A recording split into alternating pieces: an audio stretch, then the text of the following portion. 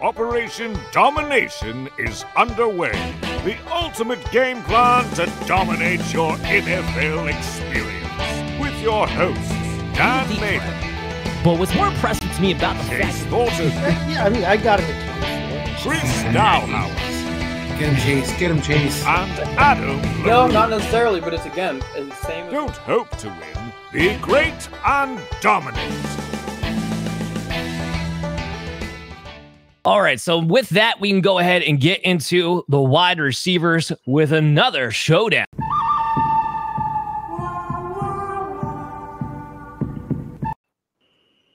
Chris is once again going to be involved in this showdown. This time, he's going to be taking on Chase. Bob, once again, you're going to be judging this whole thing to see who you agree with more. Chris hates Puka Nacua. He has him ranked at 17th. Oh, my God.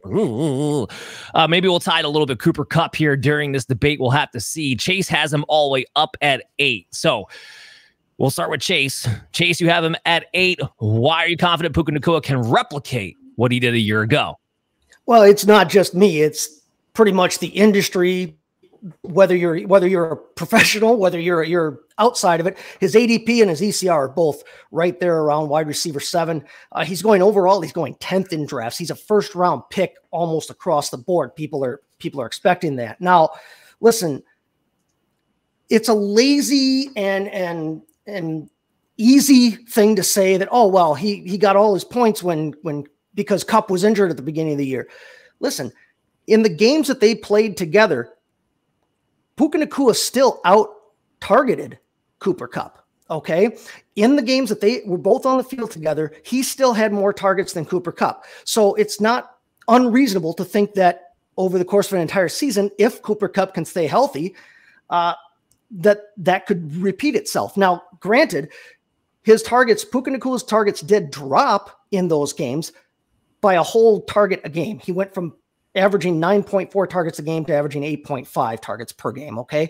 But even if you take those targets away, if he can score at a similar rate to last year in terms of his points per target, he still was a top 10 scoring wide receiver. Even if you take that basically one target or so a game away, he still was a top 10 scoring receiver. There is still more room for him to be used in the red zone. Remember, he only had 6 touchdowns last year. There is room for him to positively regress up in his touchdown count. And, bottom line is Puka Nacua, he's not the fastest receiver in the league. He's not the tallest. He's not the strongest, but he does a very good job of winning against man and press coverages. He gets open, and he's perfect for what Sean McVay wants him to be doing in this offense. When he runs the routes that he runs most often, he wins those routes, and Stafford does not miss him. And he can run those routes from all over the field, from any of the 3 receiver positions. He doesn't have to just play one or the other. He can play outside.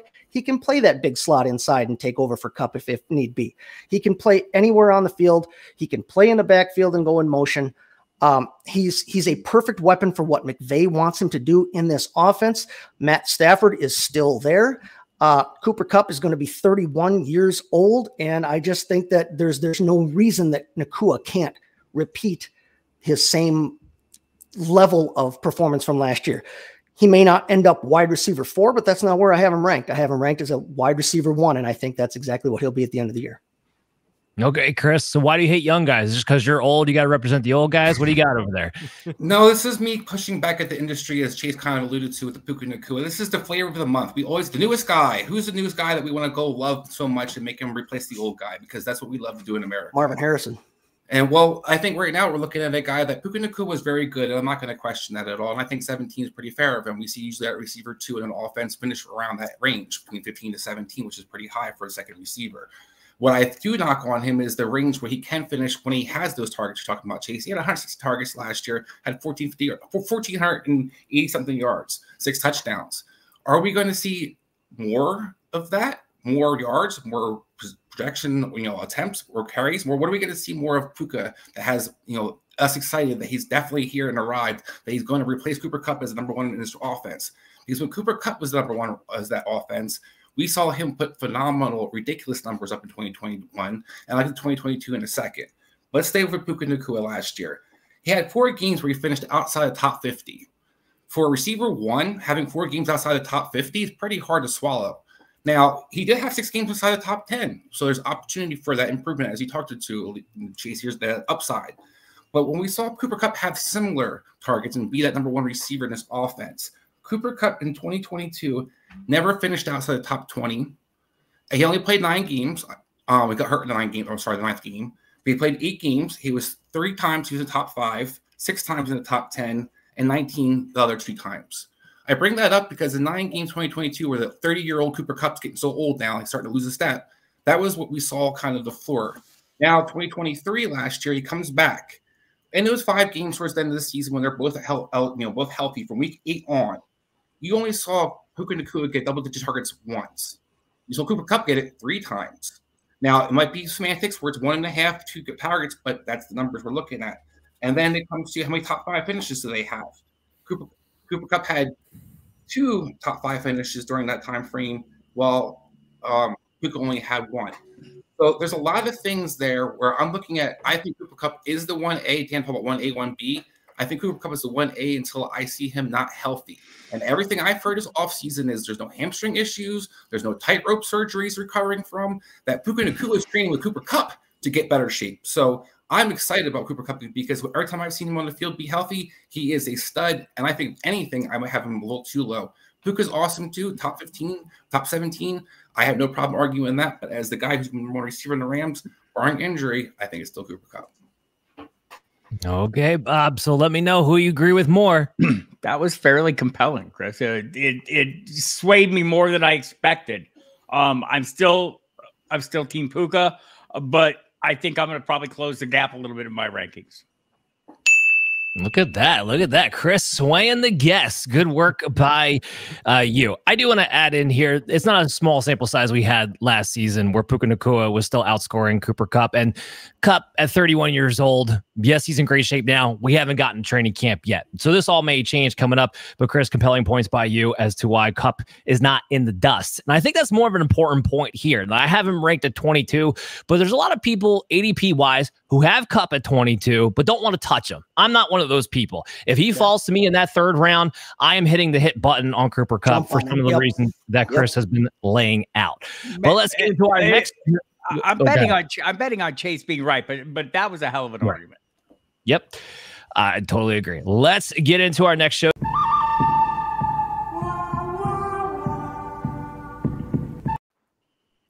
We're just ripping them off in this section of the show. All right, so we have another wide receiver that we're going to debate. And this time, it's me versus Adam over Deebo Samuel. Bob, once again, will be judging our picks. Bob's a great judge on these debates. But Adam, you got him at wide receiver 30. Whoa.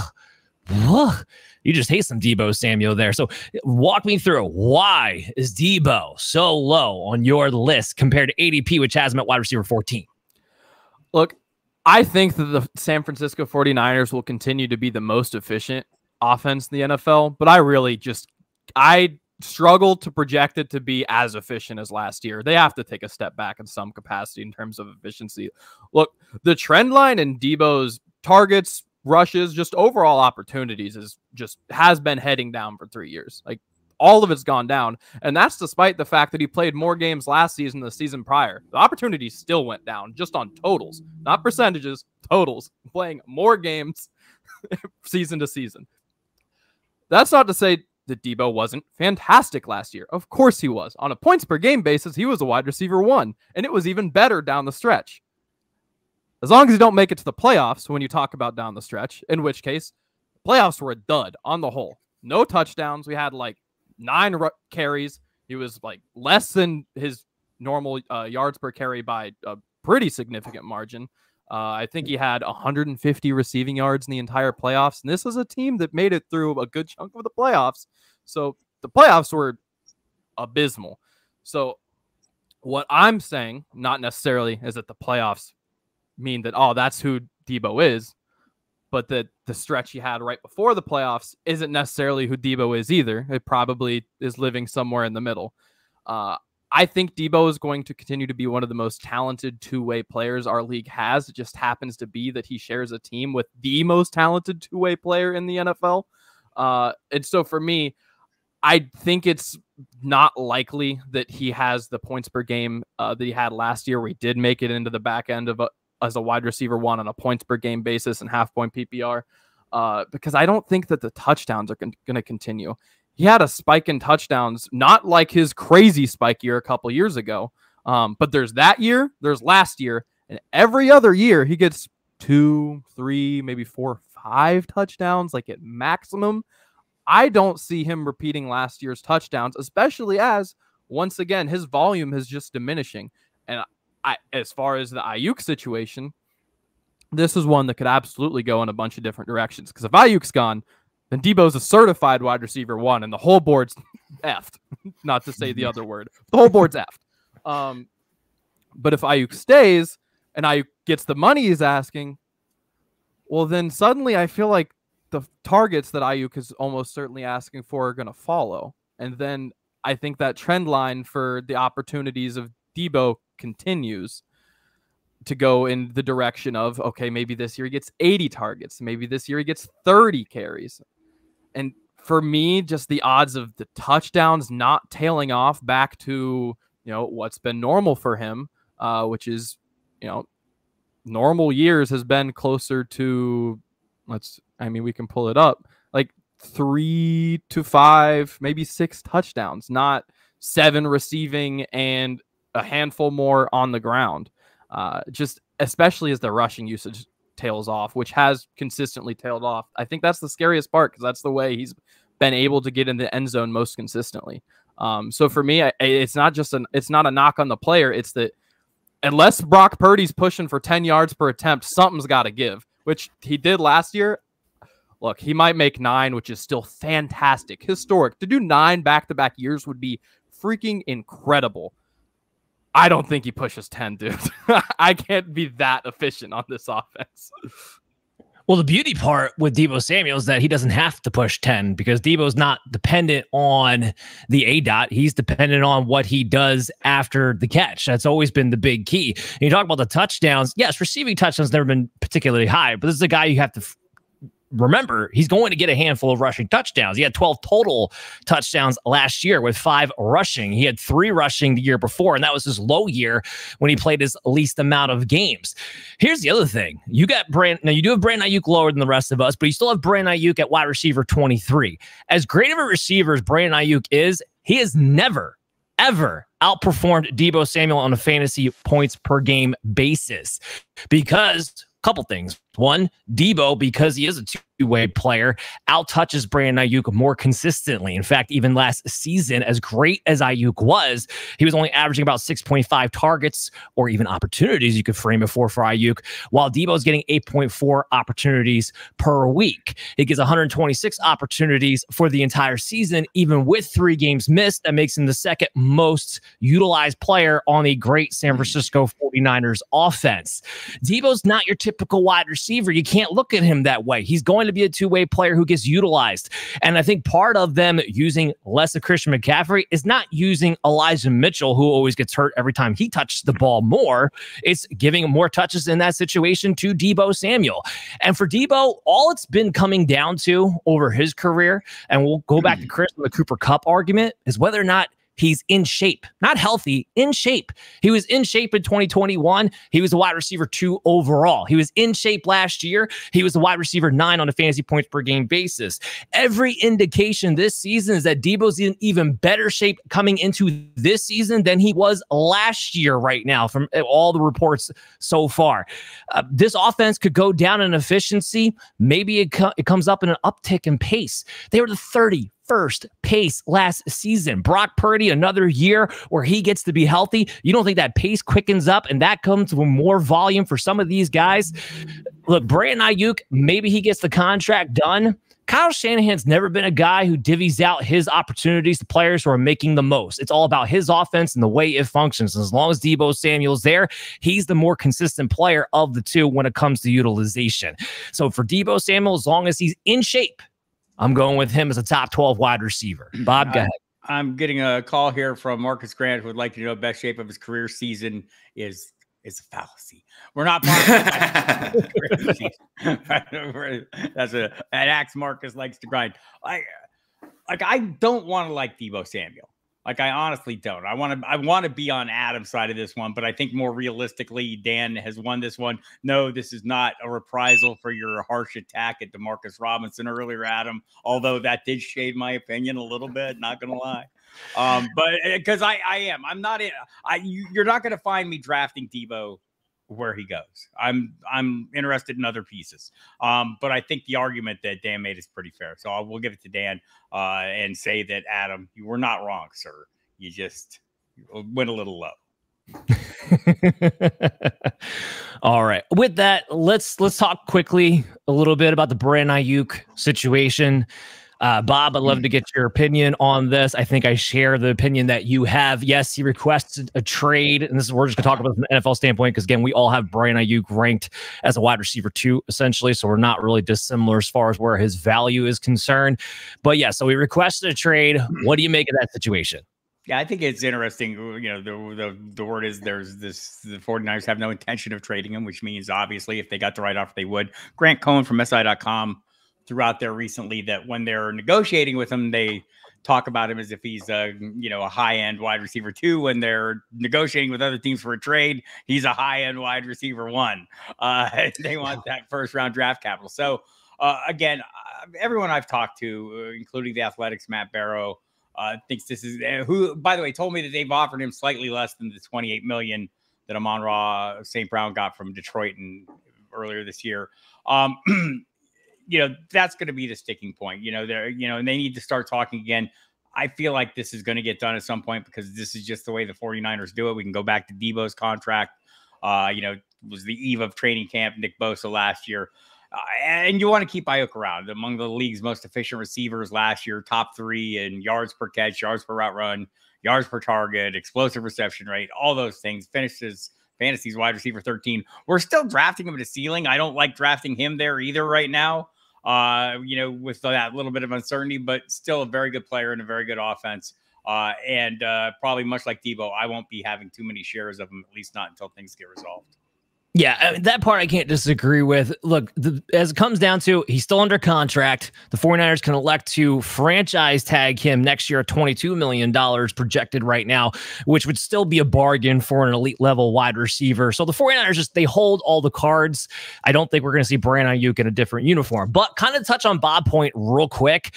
I am, over recent years, backing off of players who hold out, hold in, whatever they decide to do, if they do not have a efficient enough or essentially proficient enough ramp up time. Look, these guys are in shape. They're working out all the time, but there's a difference between working out on your own and actually getting in football shape. You need time to do that. Now, if he misses 1 week of training camp and he's back in there, no, I'm not going to be concerned. But if this goes 2 weeks, 3 weeks into training camp, I'm going to be moving Brandon Aiyuk down a little bit on my list just to talk about that for a second. Let's get into DK Metcalf on Seattle. Somebody I'm very intrigued by, somebody I'm very excited by. Chase, you have him ranked on the lowest on the list, though. So what's going on with you and DK Metcalf? You have him at wide receiver 22. I've got him at wide receiver 22. That's about where his ADP is right now. He's ranked 20th ECR right now. But listen, I've got him ranked as a mid to low wide receiver 2. This is a team, I mentioned it earlier, they ran the second fewest times. They rushed the ball the second fewest times in the league last season. They were only 17th in pass attempts. This is not a team that had a ton of offensive plays.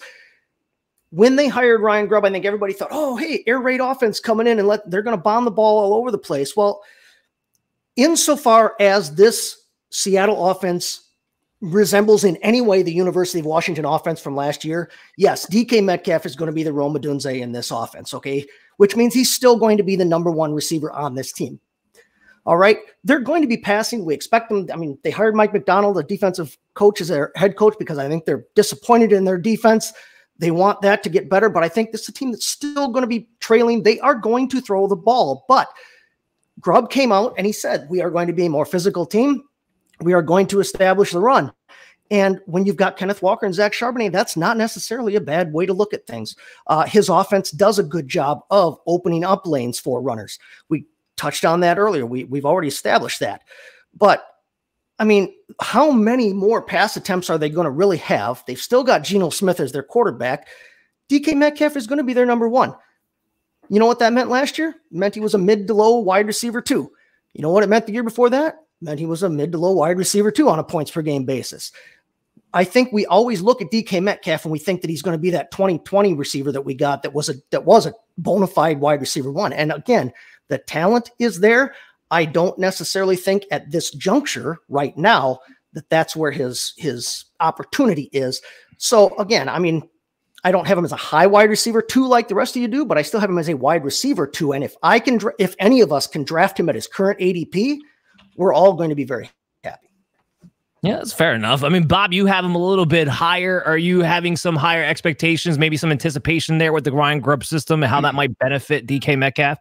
Yeah, I do think, you know, and all, I mean, maybe Ryan Grubb changes, you know, the leopard changes its stripes. You're welcome, Emmitt Smith. Grubb called passing plays 61.8% of the time over his last 2 seasons in Washington.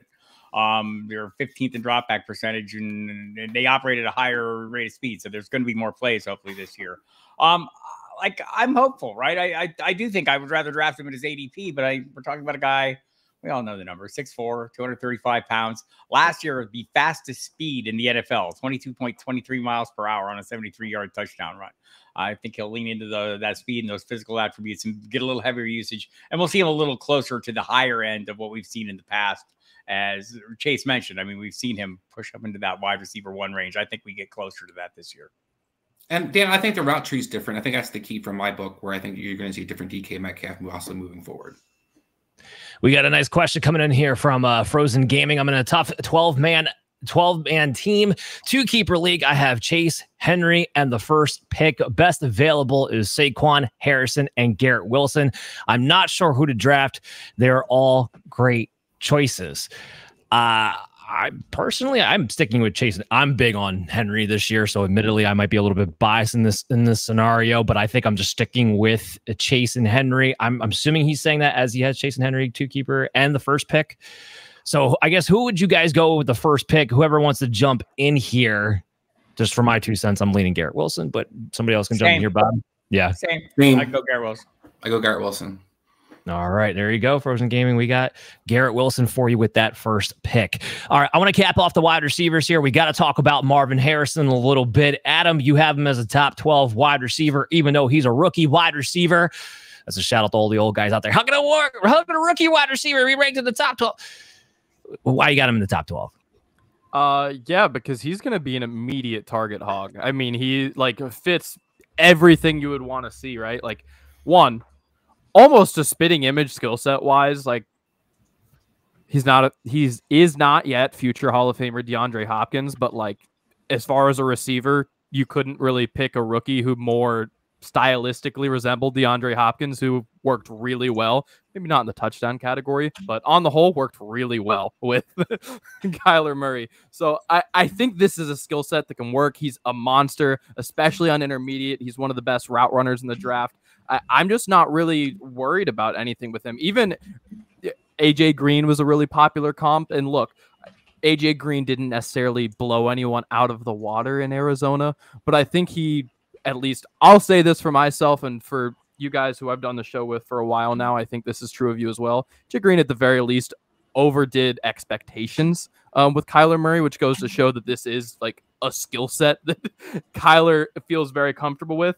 I think Kyler, again, is going to throw the ball to Marvin Harrison quite a bit. We don't even need to talk about the competition in the receiver room or lack thereof to really get to that point, because Marvin Harrison is that good. This is a A-tier blue chip prospect and one who right out of the gate is going to be the wide receiver 1, the X, the potentially outright, like, the offense is built around this player.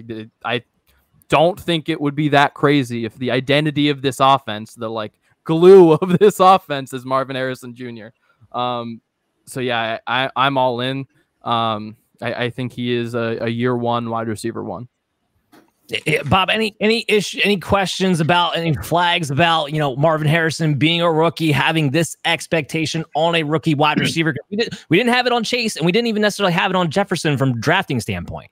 being old, mean, and cheap, I don't like to pay up. I want a discount. Marvin Harrison, we're paying for a perceived ceiling. We do that with rookies. I'm going to make the same argument here that I would have made, that I did make strenuously last year. Bijan Robinson, I thought, was a great prospect, and he was going well into the first round of drafts. Jahmyr Gibbs, based on draft capital and all the things, Jahmyr Gibbs, similar draft capital, buying him 3 rounds later turned out to be a pretty good thing. I will have more 4th round Malik Neighbors than I have second or late 1st round or early 2nd round Marvin Harrison Jr., even if I think he's going to be really good. I'm going to get the guy that I think is going to be just as good. And I know the quarterback issues. Adam Thielen would like you to know you can be wide receiver 18 playing with the worst quarterback in the NFL, people. At least for the first 12 games of the season. At least for the first 12 games of the season. Right.